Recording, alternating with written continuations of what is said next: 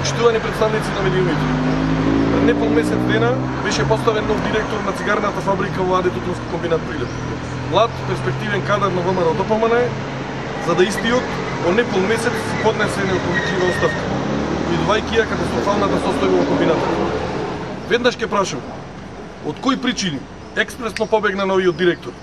Дали причината е криминалното работење на менаџерскиот тим и продажба на цигари под цената на чинење?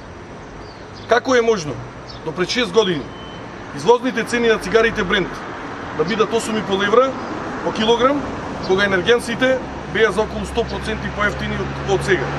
Тутуните и репроматеријалите поевтини за околу 40%, за да сега извозната цена на истите тие цигари биде 6 евра по килограм.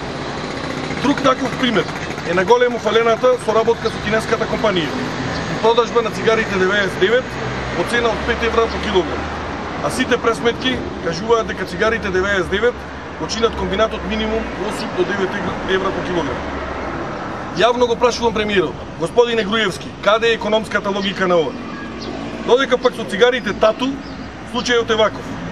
Извозната цена 6,5 евра по килограм, од кој добар дел се издвојува како лиценцирана на собственикот, кој по некоја случајност е татко на директорката на маркетинг службата донесена од Скопје. Господа од власта, ова е свесно уништување на државниот капитал и богатење на поединци. Затоа денес комбинатот се соочува со невидени загуби од над 70 милиони евра за последните 6 години од владењето на ВМРО ДПМН. Од финансиските извештаи гледаме дека надлежните институции не се влезени во Тутунскиот комбинат неколку години и свесно премолчуваат за се што се случува внатре.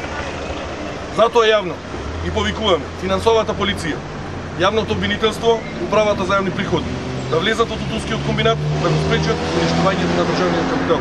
Благодарам. Ова се документите кои што ние ги располагаме за она претходно кое што ви го презентирав. Биде појасно. Мислам дека директорот Ерменџиев ќе треба јасно да одговори на ова, бидејќи очигледно е дека државните институции во Република Македонија немаат намера да влезат во оваа институција. Велете, дали имате прашање?